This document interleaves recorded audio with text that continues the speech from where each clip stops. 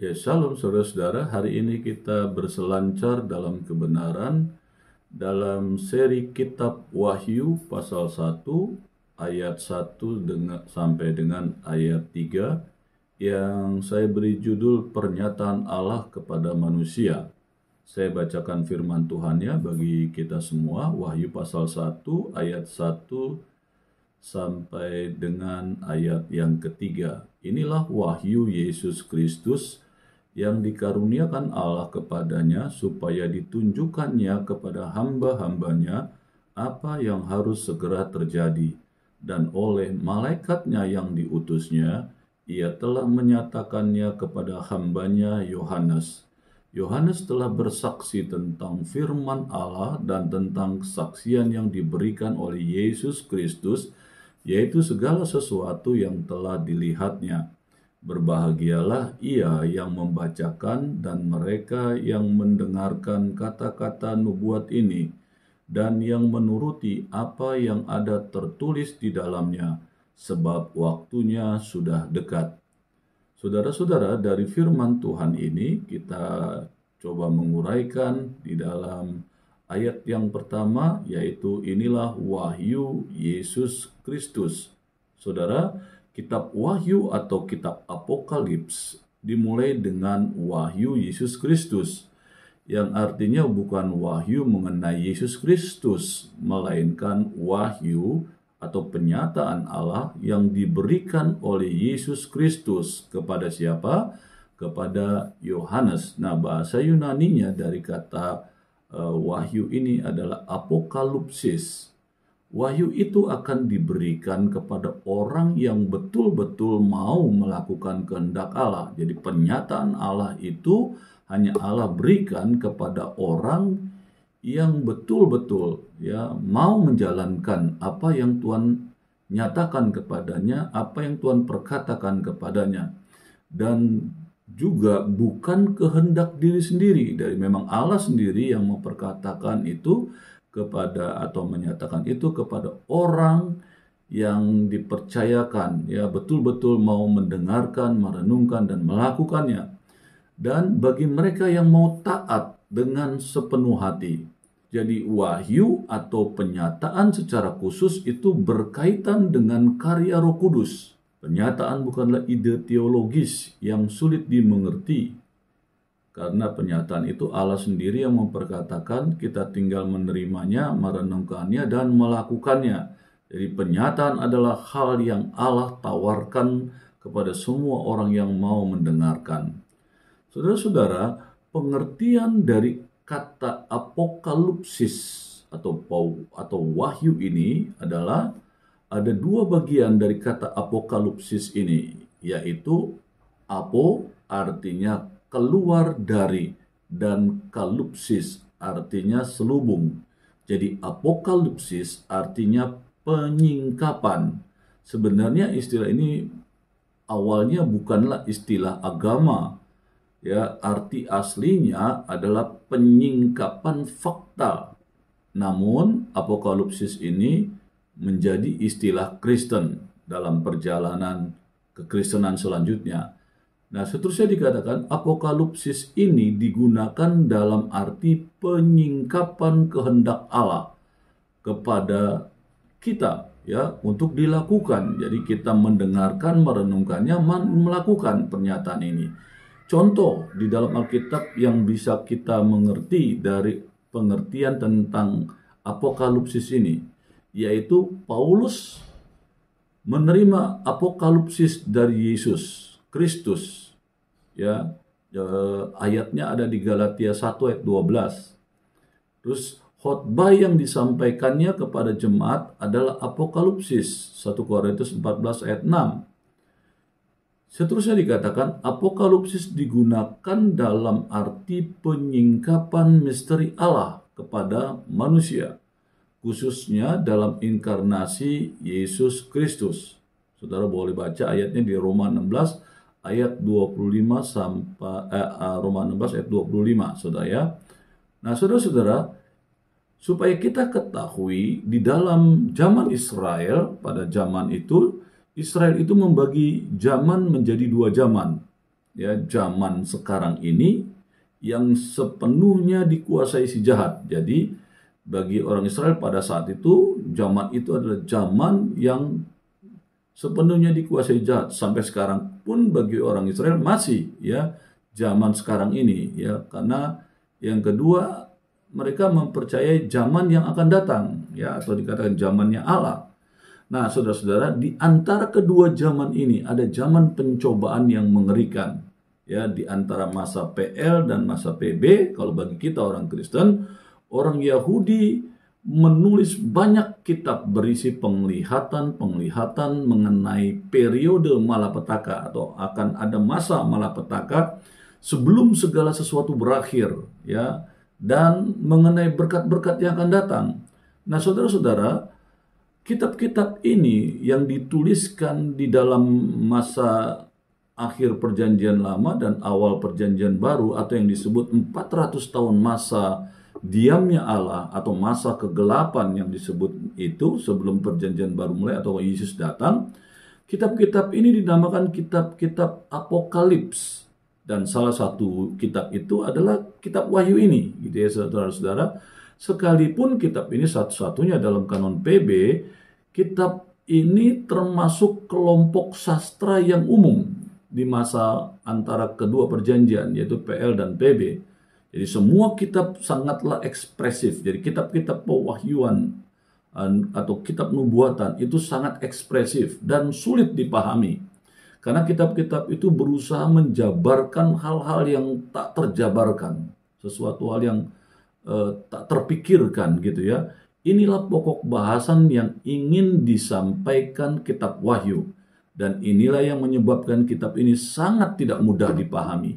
Sebabnya perlu, saudara, ketika kita membaca kitab ini, kita penuh dengan kerinduan dan pendekatan kepada Allah yang kuat, ya, melalui doa dan perenungan firman-Nya dengan baik, sehingga kita dapat bisa mengerti kitab Wahyu ini dan segala iluminasinya atau pengertian di dalamnya. Nah, saudara-saudara, ada beberapa yang harus kita mengerti tentang penyataan Allah itu. Ya, penyataan Allah dimulai dengan Allah, ya, sumber semua kebenaran itu. Jadi ada orang-orang yang berani mengaku bahwa ini suara Tuhan, tetapi belum tentu, saudara. Tetapi kita mau belajar bahwa pernyataan Allah itu dimulai yang pertama dari Allah sendiri, saudara. Sumber kebenaran itu. Jadi kebenaran yang ditemukan manusia ada dua penemuan. Pertama, akal manusia, dan kedua, pemberian Allah, ya. Tetapi yang harus diketahui, manusia tidak pernah menciptakan kebenaran. Manusia menerimanya dari Allah, ya. Jadi kebenaran yang manusia terima itu dari Allah, saudara. Yang juga harus diketahui, saudara, bahwa persepsi datangnya melalui dua cara. Satu, melalui pencarian yang sungguh-sungguh. Jadi Allah telah memberikan akal kepada manusia, kepada saudara dan saya. Dan seringkali Allah berbicara kepada kita melalui akal budi, saudara. Akal kita, saudara.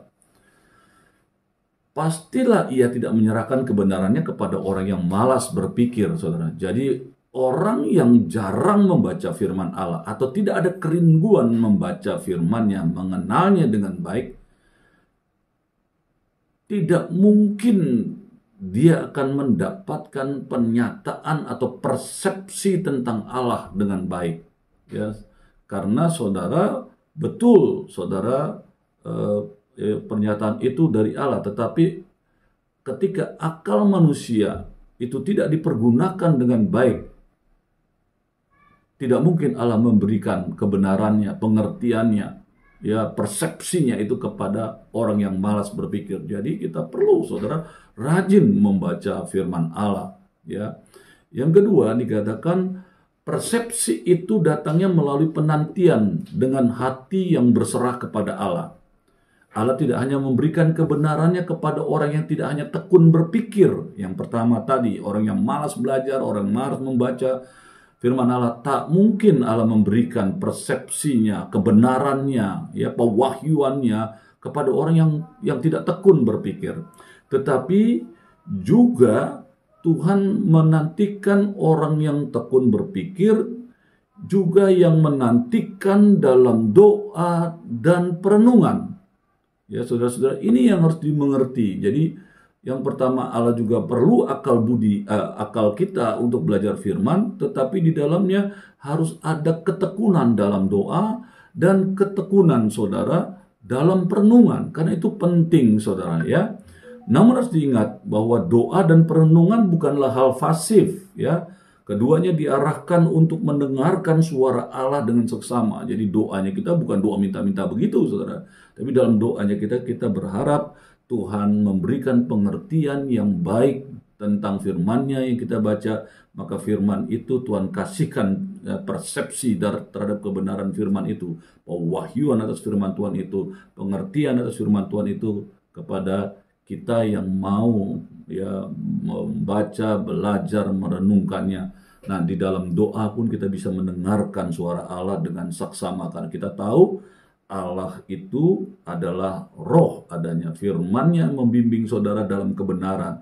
Tetapi kita anak-anak Tuhan juga harus tekun berhubungan dengan Allah yang roh itu melalui doa dan perenungan. Saudara-saudara, Allah memberikan pernyataan ini yang pertama, yang kedua adalah kepada Yesus, tadi kepada manusia, ya, melalui pikiran dan melalui perenungan, melalui doa dan melalui baca firman Tuhan, saudara, ya. Nah, saudara, yang kedua, Allah memberikan pernyataan ini kepada Yesus Kristus. Tadinya diri Allah sendiri, ya pewahyuan itu atau pernyataan itu adalah Allah, dari Allah sendiri. Yang kedua, Allah memberikan pernyataan itu kepada Yesus Kristus. Jadi Alkitab tidak pernah menjadikan Yesus sebagai Allah kedua. Alkitab menekankan ketergantungan Yesus kepada Allah. Ya, kita pernah mendengarkan, ajaranku, kata Yesus, tidak berasal dari diriku sendiri, tetapi dari Dia yang mengutus aku. Yohanes 7 ayat 16. Seterusnya, aku tidak dapat berbuat apa-apa dari diriku sendiri, tetapi aku berbicara tentang hal-hal sebagaimana diajarkan Bapa kepadaku. Ya, Yohanes 8 ayat 28. Seterusnya dikatakan begini, aku berkata-kata bukan dari diriku sendiri, tetapi Bapa yang mengutus aku, Dialah yang memerintahkan aku untuk mengatakan apa yang harus kukatakan dan aku sampaikan. Yohanes 12 ayat 49. Jadi saudara, kebenaran Allah lah yang diberikan Yesus kepada manusia. Dan itulah sebabnya mengapa ajarannya unik dan tuntas. Seterusnya dikatakan, Yesus yang menerima kebenaran itu, atau penyataan Allah itu, mengirimkan kebenaran itu kepada siapa? Yohanes. Ya, di dalam Wahyu pasal 1 dijelaskan demikian. Kepada Yohanes melalui malaikatnya, ya, Wahyu 1 ayat 1. Jadi pada zaman itu manusia sangat mengerti bahwa Allah itu transenden, saudara. Jauh, Allah itu yang tak dapat dijangkau, saudara. Yang beranggapan komunikasi dengan Allah dan manusia tidak mungkin, dan harus ada perantara, ya, yaitu saudara Yesus Kristus. Dalam perjanjian lama, Musa menerima hukum Taurat langsung dari Allah berdasarkan Keluaran 19 dan 20. Tetapi dalam perjanjian baru ada pernyataan hukum Taurat diberikan melalui malaikat. Kisah Rasul pasal 7 ayat 53, Galatia 3 ayat 19, saudara.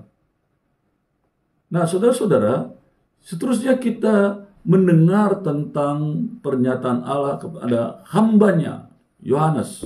Kita mau mengerti, kita mau belajar tentang kata hamba ini. Jadi kata hamba ini bahasa Yunaninya ialah doulos dan bahasa Ibraninya ebed. Jadi terjemahan biasa untuk doulos ialah budak, saudara. Hamba Allah sesungguhnya adalah budaknya. Jadi seorang hamba atau pelayan dalam konteks zaman ini dapat beda, saudara. Ya, seorang hamba atau pelayan pada zaman ini berbeda dengan pengertian hamba pada zaman Yesus, saudara. Itu budak, saudara. Budak berbeda dengan hamba atau pelayan. Kalau pada zaman ini, pelayan itu konteksnya seperti ini. Dia dapat meninggalkan pelayanannya jika dia tidak menginginkannya, atau pekerjaannya. Ya, ini kalau hamba atau pelayan Tuhan dalam konteks zaman sekarang, saudara ya, ia dapat menetapkan waktu kerja. Dia putuskan jam kerjanya sesuai dengan kesepakatan jam 8 sampai jam 4 begitu ya. Bisa dari jam berapa, pokoknya kesepakatan gitu ya. Dia juga dapat menetapkan upahnya ya. Jadi dia bebas untuk bekerja, maunya dia saja, atau dia boleh membuat kesepakatan-kesepakatan. Ia mempunyai pemikirannya sendiri dan dapat bernegosiasi mengenai kapan dan untuk apa hal tenaganya akan dipakai. Tetapi saudara, kalau budak itu beda, saudara. Budak tidak dapat melakukan semua hal itu. Ia milik dari tuannya, saudara, secara mutlak, saudara. Kalau saudara tahu pada zaman dahulu budak, saudara, ya nggak ada nilai. Ya, tanpa waktu atau kehendak pribadi itu budak, saudara. Jadi istilah doulos dan ebed ini budak dalam konteks yang mutlak, saudara. Jadi mengungkapkan betapa mutlaknya kita harus menyerahkan kehidupan kita kepada Allah. Sebenarnya pengertian inilah yang seharusnya kita dapatkan tentang hamba, saudara. Pelayan Tuhan, yaitu budak yang tidak ada resep apa-apa, tidak ada. Pokoknya semua perintah Tuhannya dijalankan, tidak ada dia berpikir yang lain-lain, tidak ada, saudara. Apalagi membuat sebuah penilaian kepada tuannya. Tuhan bayar gue sekian, Tuhan jahat, Tuhan nggak bisa. Seorang budak nggak ada nilai apa-apa lagi. Apalagi dia mau menilai kepada tuannya, kepada dirinya sendiri sudah tidak ada nilai. Di zaman Tuhan Yesus ada 3 benda, saudara ya. Yang pertama benda itu binatang, ya itu disebut benda hidup ya. Terus pohon dan tumbuh-tumbuhan, ya itu juga termasuk benda hidup. Yang seterusnya benda mati, ya batu, besi dan sebagainya. Yang ketiga, ya benda itu adalah budak. Budak itu dianggap benda, saudara. Jadi ketika saudara seorang budak, saudara sudah nggak bisa ngomong, saudara nggak bisa ngeluh, saudara apalagi saudara tawar menawar, tidak ada nilai. Jadi budak begitu rendahnya nilai, hanya sebagai benda. Nah, seperti itulah makna doulos yang kita harus mengerti. Kita adalah doulos atau bahasa Ibrani ebed, budak. Memang bahasanya sekarang disebut hamba, ya, tapi konteks hamba pada zaman ini beda. Ya, pelayan Tuhan, ya beda. Pelayan menentukan, dia tentukan waktunya kalau dia mau melayani. Tapi budak tidak, saudara. Sebenarnya disitulah nilai dari pelayan Tuhan yang Tuhan maksud. Budak. Saudara dan saya adalah budaknya Tuhan. Saudara mengertikah waktu kita belum percaya sebagai Tuhan dan Juru Selamat, saudara adalah budaknya dosa. Waktu saudara berdosa, saudara terikat dan saudara tidak bisa lepas atas keterikatan dosa itu. Saudara dosa apa saja, saudara terikat dan saudara tidak bisa lepas. Itu disebut budak, makanya saudara sebut budak dosa. Dan waktu Allah saudara menyelamatkan saudara, saudara juga dikatakan saudara menjadi budaknya Tuhan. Tapi konteks dalam praktiknya berbeda. Kalau kita budak, kita hidup dalam kemerdekaan dari perbuatan dosa, tetapi kita hidup dalam kehendak Allah. Jadi setiap orang Kristen semuanya adalah hamba Allah. Tidak ada nilai kita sebenarnya di hadapan Allah, tetapi kita bernilai di hadapan Allah karena Allah yang memberi nilai itu. Dia jadikan kita bernilai, masuk di dalam kerajaannya, menjadi benda yang berharga, jadi makhluk yang berharga di dalam kerajaannya itu. Jadi tidak ada seorang pun yang tidak dapat dipakai Allah jika dia bersedia menyerahkan diri untuk melayaninya. Ya, itu yang dimengerti tentang budak. Yang seterusnya kadang kita mengerti tentang kata berbahagia, saudara. Ayat 3 dari Wahyu pasal 1, ya. Berbahagialah, saudara ya. Jadi kita bisa mengerti, kita harus mengerti tentang kata berbahagia ini. Berbahagia orang yang membaca, itu luar biasa kan? Berbahagialah orang yang membaca perkataan nubuatan, ya.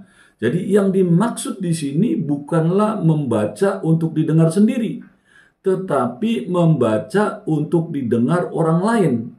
Karena itu lebih tepat memang bila mana diterjemahkan, berbahagialah bagi yang membacakan perkataan nubuat ini, gitu ya. Pembaca yang membaca firman Tuhan di hadapan jemaatnya. Nah, itu saudara pengertian dari kita bisa dikatakan berbahagia waktu kita membacakan firman Tuhan di depan jemaat, saudara ya.